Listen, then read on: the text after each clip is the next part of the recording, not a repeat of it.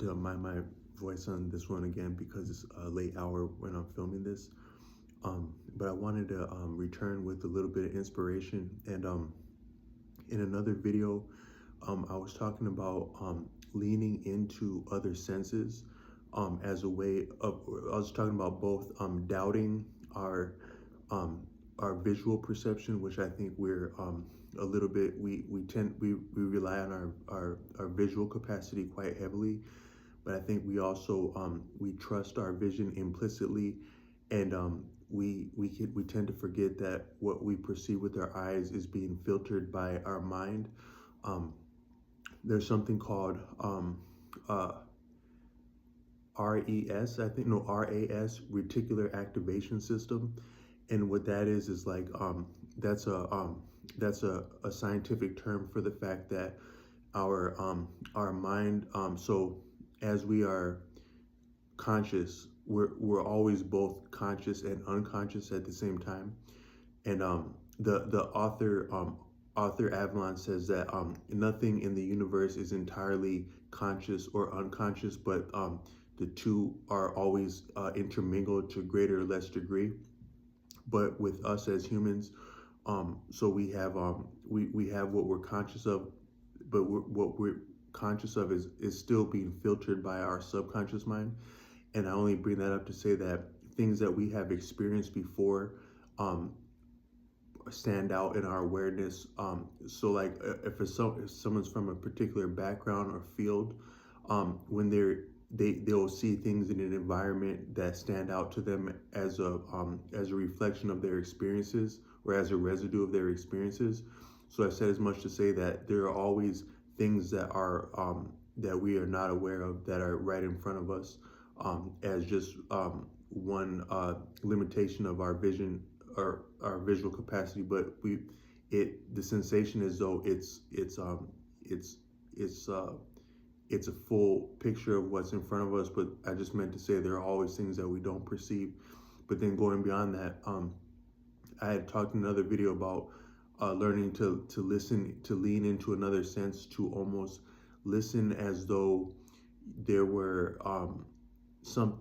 listen as though you're hearing things that your vision was not picking up. So you're hearing past your vision. But something I wanted to take that a little bit further, and as an inspiration, I was thinking, there's people have different views about what's considered like supernatural, or as though, so there's like there, so in in the works of Arthur Avalon, he talks about three planes of manifestation. So there's the spiritual plane of manifestation. Then there's the which would be like the causal plane, the most fundamental cause of something taking place. Then there's the cosmic, which is like the all of the balances and the cycles that are manifest around us, from very small scale down to like the atom, all the way up to like the heavenly bodies, as a plane where that's the next manifestation of where something manifests on a causal plane, but then it transpires within the broader and the subtler cycles that are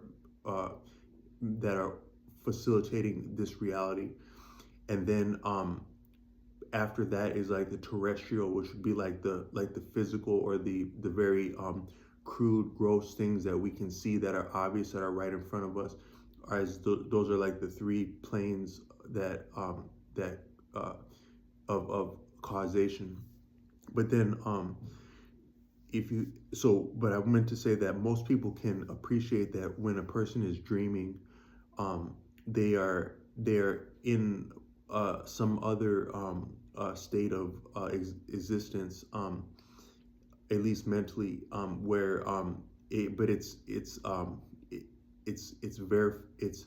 it can be very real. Just judging by, like, sometimes when people start to react to their dreams and stuff like that, it's clear that they're perceiving something. But what I wanted to mention is that, if you imagine like falling asleep, and as you fall asleep, the author Arthur Avalon also says that our senses like retract into, when we're sleeping, like our senses are like withdrawn from the external environment, and then they kind of like rest like within us. But if you think about it, probably the last sense, the least withdrawn sense within sleep would be hearing, because when someone's sleeping and they're seen to they can um, feel themselves, or they're existing in another plane, so to speak. That hearing is the first thing that'll bring a person back to waking consciousness. um, so it's almost like, if you can imagine that maybe perhaps hearing or sound would be the threshold or the medium between what we see and what we don't see. And I was taking that a step further, and a lot of times if you hear music, music can put you in a particular place, or it can make you understand people that you know or experiences that you've had, um, as though it were happening, uh, as though it were happening at the same moment. You're hearing it as when you had experienced it. Um, but I wanted to really just kind of like put out the mental exercise of, the next time you're listening to music, maybe if it was dark, even better. But the next time you're listening to music, imagine that exercise I had talked about imagining that you had glasses on, like the glasses that people wear at the movie theater that enhance your experience of a film. But then imagine that these glasses were rather away from a movie theater and limiting your perceptual your visual perception. um, and then, as being that your vision had so you're still seeing with your eyes, but as though you're imagining it had been limited somehow, or you're at least recognizing that there are limitations within it, and then leaning into your hearing as though you were being led by your hearing. But then if you imagine with music, where imagine that as you're listening to the music, the sound that you're hearing is actually a window into the this the soup the causal, or the more, so like I was saying, like we see on the physical gross terrestrial, which means earth plane. But then there's the cycles within that are both uh very infinitesimally small, but also infinitesimally grand, being the cosmic plane, the cycles around us. But then going back further is the fundamental causal plane, which is the efficient cause of our reality and of our experiences. And if you can imagine, next time you're listening to music, as though you were listening through the the gross things that you see in front of you, the cycles behind them, to the cause, and then imagining that cause does not exist within the same limitations of time, which would be that those cycles, because it's both prior to and after the cycles is the cause of something. So in that sense, you could almost look at the cause of the experiences that you've had in your life is as real now as it has ever been.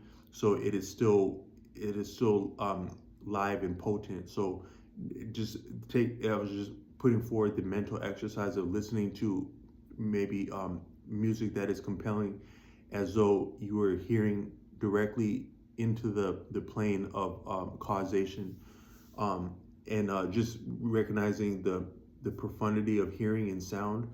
But then I had made another video talking about the timelessness of sound that Arthur Avalon speaks about, where when we hear anything when any sound is made in space, the tensions or the conditions that gave rise to that sound existed prior to the utterance of that sound. So in a sense, that sound is almost timeless, um, uh, because the on some level, the sound already, the potential for the sound already existed before it was uttered. So Um, just again, maybe with this video, I'm just emphasizing the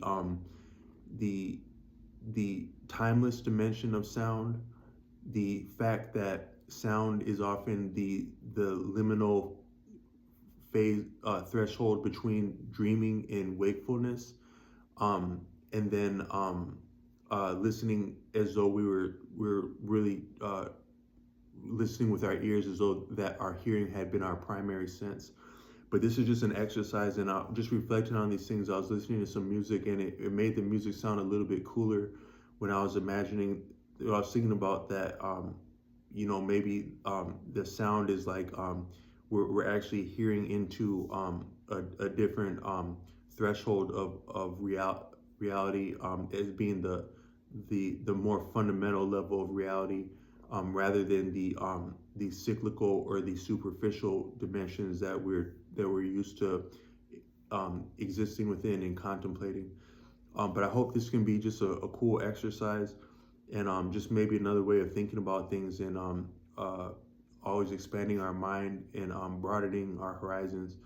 But I offer this as inspiration, and I say keep up the work, whatever you're into, and always believe in yourself.